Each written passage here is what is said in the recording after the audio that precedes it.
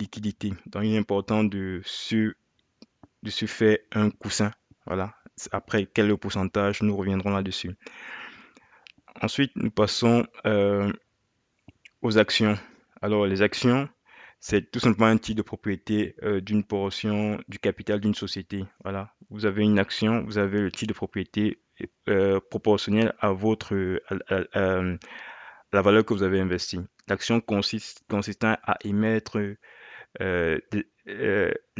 voilà. L'idée derrière l'action, en réalité, c'est de répartir le capital social de l'entreprise en plusieurs propriétaires. Alors, c'est pourquoi on dit que des actions d'une entreprise, quand vous détenez les actions d'une entreprise, vous devenez partiellement propriétaire, évidemment au prorata de votre mise.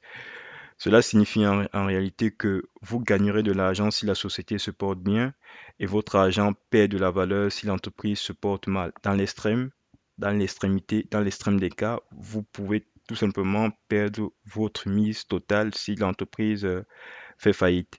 Alors, il n'y a pas de valeur fixe ni de valeur nominale dans une action.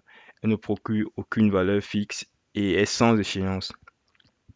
Il faut donc dire que l'action, détenir des actions ici, l'action est un actif risqué. S'agissant des obligations, il faut savoir que l'obligation, c'est simplement une reconnaissance de dette émise de la part de l'émetteur. Elle représente une participation dans un prêt à long terme pour laquelle le détenteur de l'obligation percevra des intérêts. Alors, il perçoit des intérêts. C'est simplement un instrument du marché financier le plus répandu qui comporte un manteau et une feuille de coupon. Je vous présente ça assez succinctement. C'est vrai qu'on pourrait faire essentiellement un cours sur les actions, tellement elles sont nombreuses.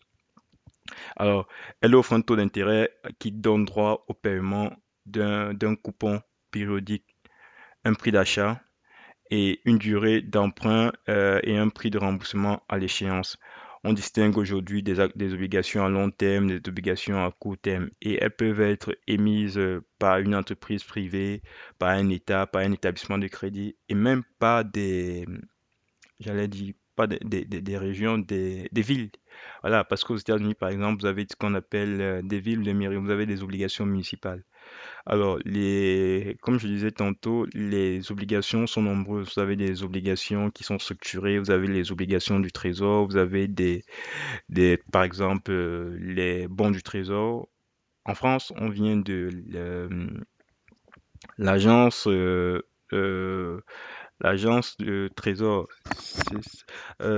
L'agence française, c'est l'agence du trésor a émis de nouveaux bons du trésor, des bons du trésor qui permettent de se protéger contre l'inflation. Vous avez les obligations des sociétés également, les obligations municipales, comme je disais.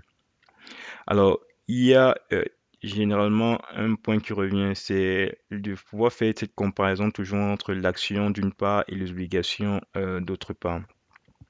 Alors, l'action, il faut simplement comprendre que l'action vous procure un fort potentiel, un fort rendement que des obligations, parce que les obligations ont un risque faible, mais il y a un faible rendement. L'action, c'est un risque fort et un fort rendement. Bon, vous savez, on n'a rien, on n'a rien sans rien, hein. Lorsqu'on veut un gain appréciable, il faut pouvoir mettre un petit taux, une petite dose de risque. Alors, sur les données historiques, sur ça, c'est un graphique qui est fait à partir des données historiques. On a tout simplement regardé, compilé des données historiques sur les 100 dernières années. On a constaté, pour ceux qui s'intéresseraient, qu'il est environ de 5% supérieur au placement plus sûr. Par exemple, les CPG, les obligations d'État. Je parle ici des actions, hein. Les actions sont 3 fois plus risquées et donc plus volatiles que les obligations. On passe à un autre actif. Si on ne choisit pas des actions, on ne choisit pas des obligations, quel est l'autre actif qu'on pourrait regarder, on a les rentes. Les rentes, alors, il y a plusieurs types de rentes. Nous avons des rentes différées, nous avons des rentes immédiates. Les rentes immédiates elles permettent d'assurer un montant viager garanti. Elles sont appropriées pour les personnes en retraite ou plus âgées. Il s'agit d'une mise en commun des risques qui bénéficient, la mise en commun des risques qui bénéficieront aux cotisants, aux cotisations aux cotisants qui peuvent vivre plus longtemps. Vous avez des rentes également différées. C'est l'argent simplement que vous confiez ici à une compagnie d'assurance en un versement étalé sur quelques années ou forfaitaire, hein, au lieu de toucher un revenu directement. Alors, le rendement de placement est réinvesti dans un environnement exonéré d'impôts. Quoi qu'il en soit, vous avez des rentes. Ce qu'il faut comprendre en réalité, hein, c'est que les rentes immédiates, vous confiez votre argent à une compagnie d'assurance. Vous confiez votre argent ici à une compagnie d'assurance et elle assure qu'elle vous versera, directement un revenu. Et dans les rentes différées, la situation est tout autre.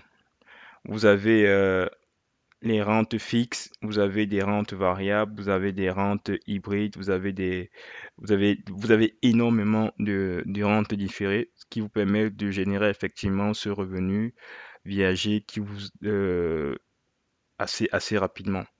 Donc là, on est dans la présentation. Je ne voulais pas m'appesantir et au sur quoi et le sur quoi vous fournit énormément d'informations sur les rentes parce que